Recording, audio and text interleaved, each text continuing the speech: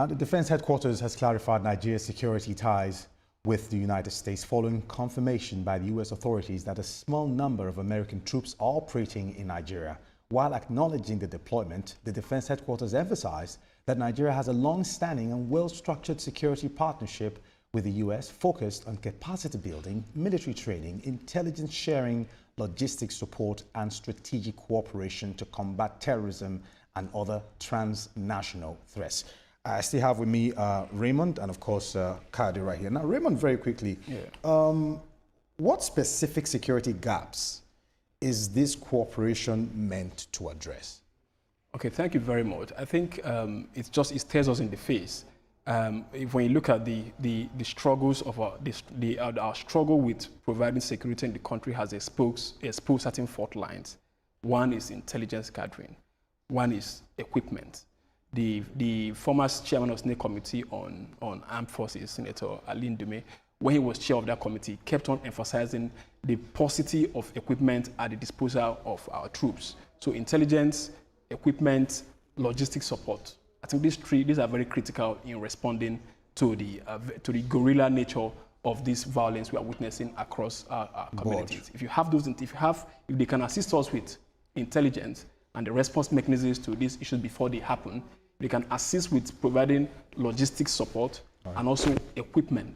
I think to a large extent, it's a partnership we are going to leverage in contending with this deadly. Now, Kayode, a statement had to be released to clarify, the mission of the U.S. troops in Nigeria. Now, how transparent is the security partnership between Nigeria and the United States? If you had not asked me this question, that's the thing I want to talk about.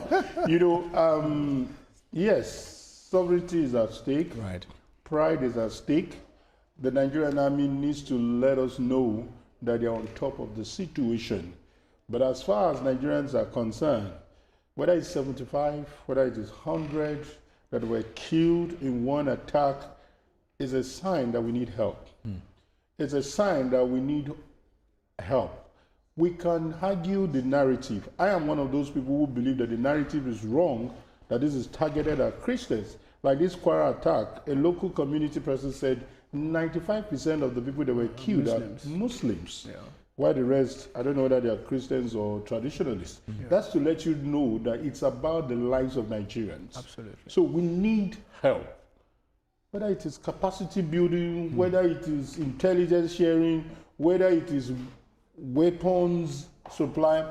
If the name America can send shivers down the spine of bandits, please let the soldiers from America join our Nigerian army.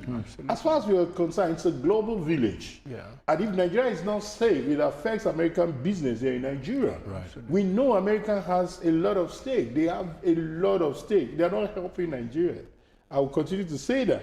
It is about their interests. You don't play with the most populous black nation. You don't play with a massive economy, a population of 250 million. You know how strategic these products will be. And I remember that Congress conversation.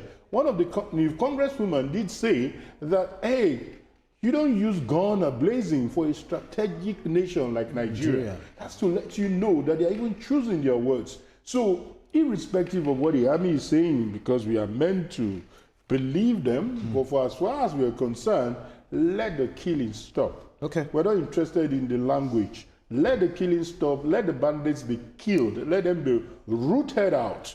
Or let me use their word. Let them be neutralized. That's what we want to hear. All right. Now, I think this question might be directed at both of you. In the past, we've had some kind of a cooperation with, military of the United States when they came around to help us combat Boko Haram. And the report at that time was the fact that intelligence was being leaked to terrorists. It didn't give them the credibility they needed to actually carry out their job.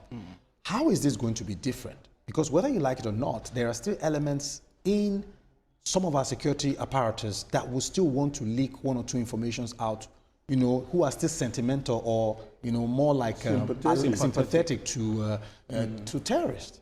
I think that's a valid concern, but I think we have to be very optimistic about this regardless. I think what happened when those conspiracy theories went to town, it was set against the backdrop of the Goodluck Jonathan government at the time, and the perception that some part of the country don't want him to remain in power. You understand? And so effort that we are taking to actually, combat that. Information went out. I recall at the time was in Maiduguri, those narratives were very heavy there in the north. This perception that some persons who are within the military, who are sympathetic to this cause, are leaking information. But I think that was set against that political context. I think to a large extent, we have moved from that political context of that situation. So I don't see, I'm not dismissing the fact that there are no longer persons who are sympathetic to these guys within the military. But I don't think it's a concern that we should take too seriously. Okay, they say when there's a will, there's a way. And Americans, with what they're coming here to help us do, integrity and their credibility is on the line. They will want to put out a good job to ensure they go back to their country to give the report that we came and we delivered.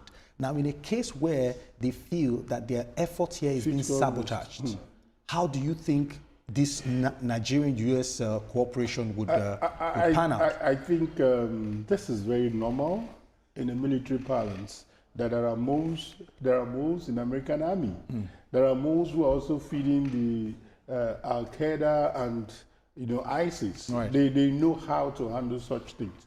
Those people exist. That's why even when there is intelligence sharing, they are also very coded. There are languages, there are things they do. And those movies you watch, they are not created from nowhere. They are things that happen. I'm sure you remember 24 and the rest. So these are things that are normal. It's not enough to deter America from doing what they want to do. Like you said, whatever the conspiracy theory was about Jonathan, I think the government of that time did not handle it well, irrespective of how it was handled. Those are normal things. I do not expect America not to know that there are moles. I do not expect America that they've not shared such concerns with the top military echelon in Nigeria. That, excuse me, they must have even carried out some investigation and point out one or two top people and say, we don't need this person in our operation.